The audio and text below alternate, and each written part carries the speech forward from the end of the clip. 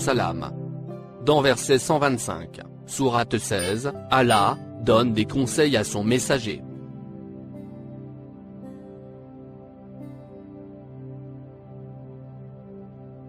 Appelle. Appelle les gens à suivre la bonne direction, indiquée par ton Seigneur, avec sagesse. Donne-leur les meilleurs des conseils. Ne sois pas impoli lors de tes confrontations avec eux. Adresse-toi à eux avec gentillesse. Choisis les meilleurs des mots, afin de gagner leur estime.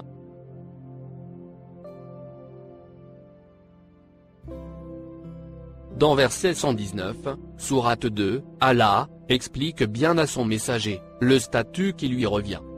C'est avec la vérité que nous t'avons envoyé, comme messager et conseiller. Tu ne seras pas responsable de ceux qui sont destinés à le regretter. Dans sourate 10, verset 99, Allah avertit son messager. Si ton Seigneur avait voulu, toutes les catégories de gens auraient cru en Allah. Oserais-tu, toi, à contraindre les gens, jusqu'à qu'ils croient en Allah?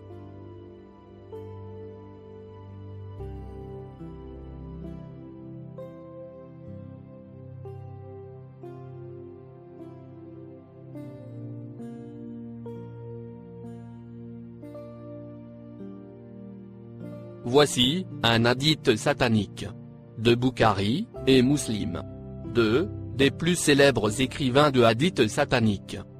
Ils disent: selon Ibn Omar, le prophète a dit: ordre m'a été donné de combattre les gens jusqu'à ce qu'ils disent il n'y a de Dieu qu'Allah, et Mohammed est le messager d'Allah.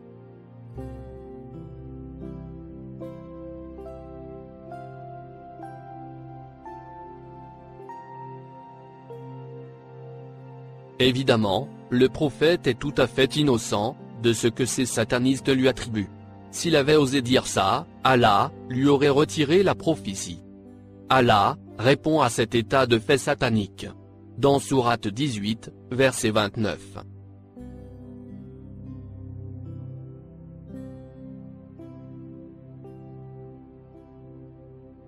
Allah ordonne à son messager de dire: et dis la vérité, émanant de ton Seigneur.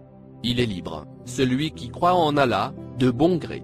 Il est libre aussi, celui qui refuse d'y croire.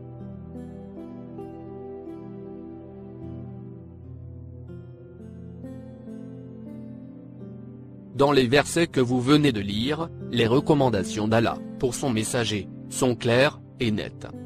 Pourtant, écoutez ce que dit l'imam Sharawi, un imam sunnite, considéré par ses adeptes comme étant l'un des plus grands ulamas de cette époque.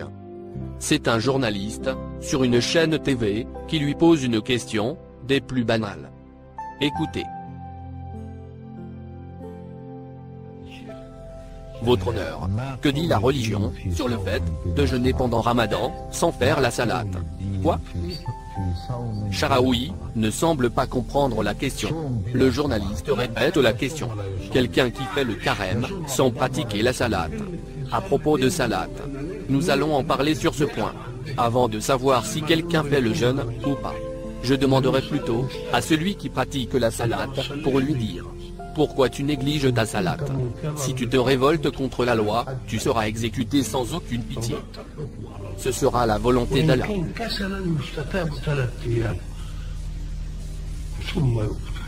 Et s'il est peignant, et qu'il reste 3 jours sans pratiquer la salate, il doit être tué.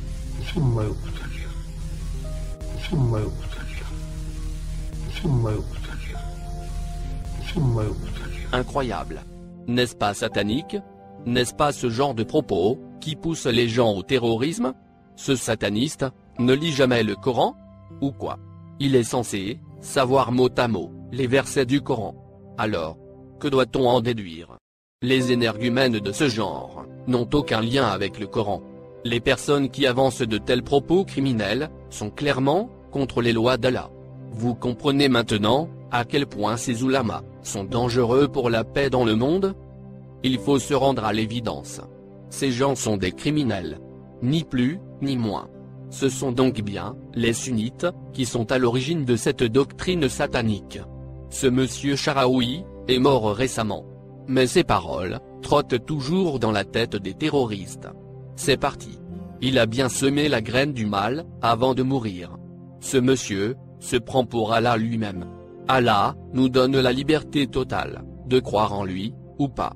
Le règlement des comptes se fera dans l'au-delà, et non pas durant notre vie sur terre. Conclusion. La place des livres de la Sunna et des hadiths est la poubelle.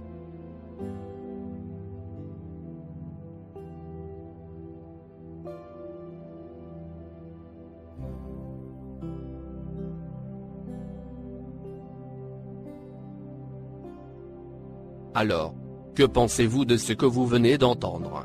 Laissez un commentaire s'il vous plaît. J'ai besoin de savoir ce que vous en pensez. Merci de votre attention. Salam.